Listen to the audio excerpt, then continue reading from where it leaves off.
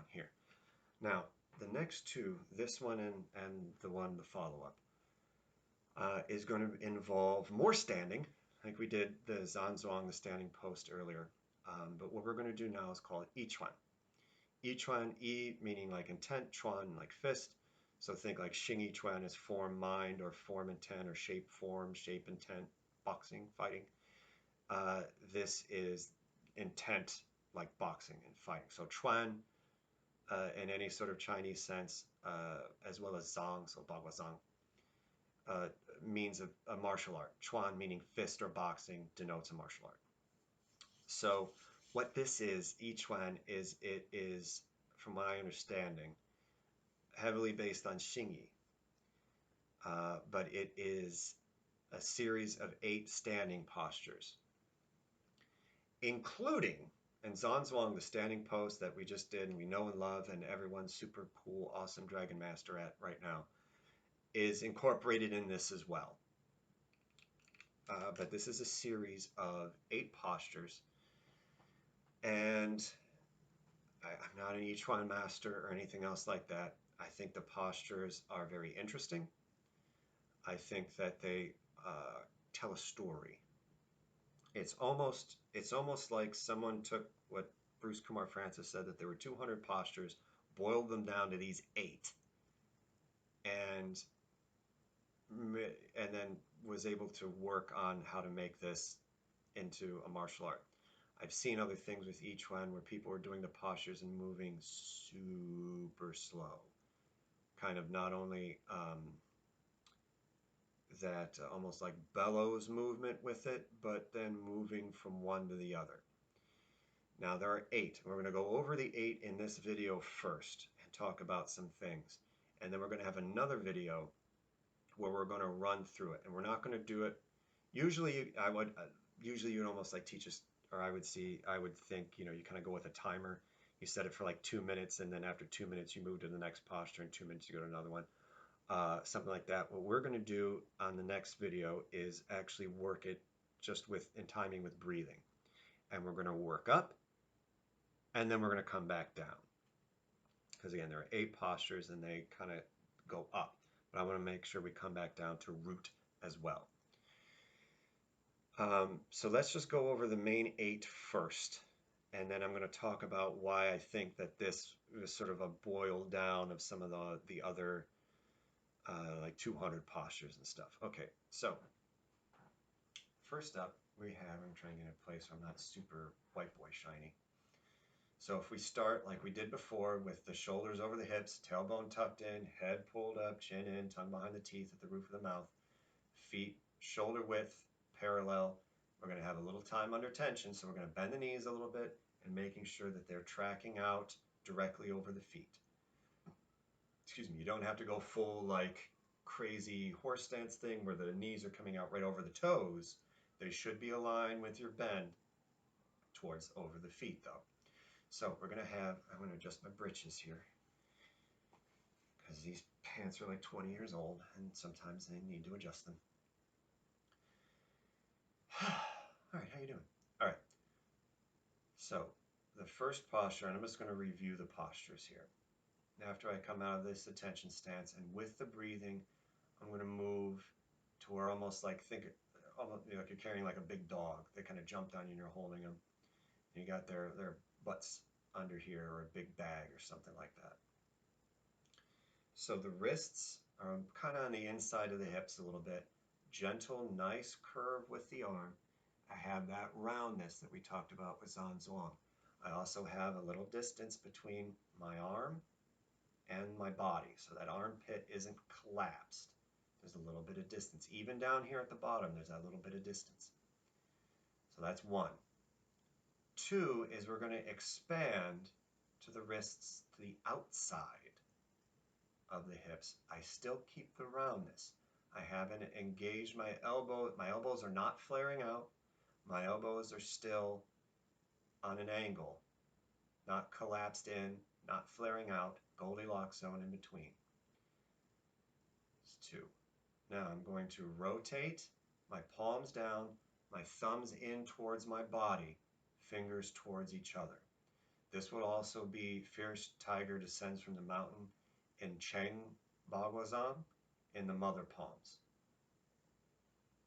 So that's that. I still have the roundness of my arms.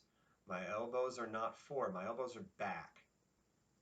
And my wrists are rounded. My elbows are back to make sure, again, those shoulders don't pop out. Now from here, so I got the cord right there. I'm going to rotate at the elbows. The elbows are going to stay where they are. They're just rotating.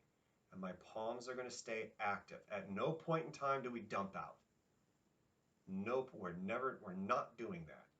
So we here, and we're staying engaged with the arms. Palms are flat, almost like you're pressing down, fingers out almost to the corners. That's 4. We have 4 of them down here. Then we're going to wrap in and come up to good old standing pose, Zhang Zuan. 2 hands hold the tree. So we're going to come up to that. Then what we're going to do is the elbows are going to point down and the fingers are going to point up. So our forearms, elbows through the, I'm not going to do it because it's a rude thing, but through the middle fingers are going to be in line. Zoop! And at a 45-degree angle. So it's very, very similar to the standing post posture. From what I understand, it kind of helps teach Pung a little bit more. But it comes up here. What we're going to do, keep the elbows where they're at. Just lift the wrists. Think of the wrists being pulled up by cranes. Notice my shoulders aren't lifting up, just the wrists. And we're going to aim the palms in towards the forehead. That's 7. Last one. We're going to rotate the forearms. Watch, look at my elbows. Elbows aren't flaring out. Rotating the forearms. Pressing down with my palms. Just like I did at the hips. Only now the wrists are shoulder height as opposed to hip height. Pointing out to there. What we'll do is as I'm going through, let me close myself down here. So that was lifting everything up. I'm going to bring it back down. Okay. So that's the sequence of each one the way I've seen it being taught. Now what we're going to do in the next thing is we're going to go that sequence up. When we're here, we're going to hold here twice though, for like double the amount of time. Then we're going to come back down and work the sequence back down. So we're going to work up and then work back down.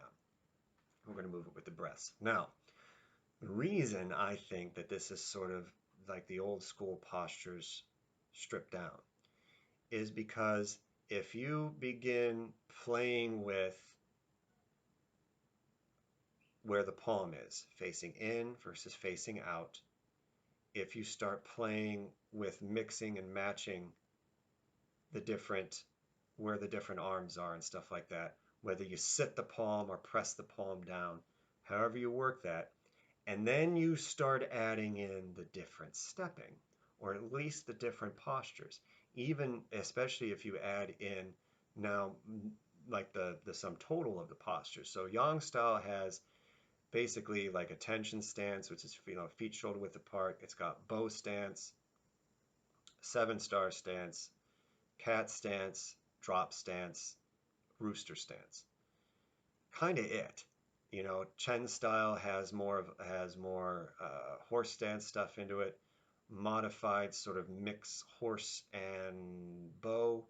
Sort of like a three-quarter stance. They got lady stances in it. You'll get that also with things like Swai You'll get all of those as well as like a steel step in with it as well. So now if you have all those different postures, all those different steppings, with now a huge amount of variance in terms of everything you can do to your arms, you're going to have a big number. So what I mean by that is, let me get here a little bit. So I'm super flashy. So here, there's 1 posture. Here's 2 postures, 3 postures, 4 postures, 5 postures, 6 postures. See where I'm going with this?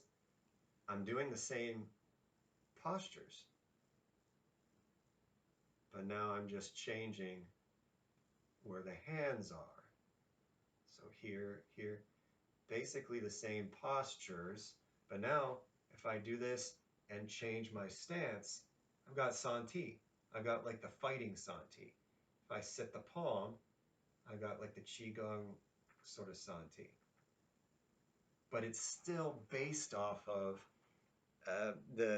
those 8 basic things. There's changing where we hold the hands and then mixing and matching where the arms are. I don't know why I started the dance with that, but and then again you add in what the different proper postures with the feet, and you're exploding all those possibilities up. But if nothing else, this whole point of the channel and everything else I've said, what have I said? I like the basics. I like the foundations, the fundamentals. These 8 are going to be real basic, fundamental.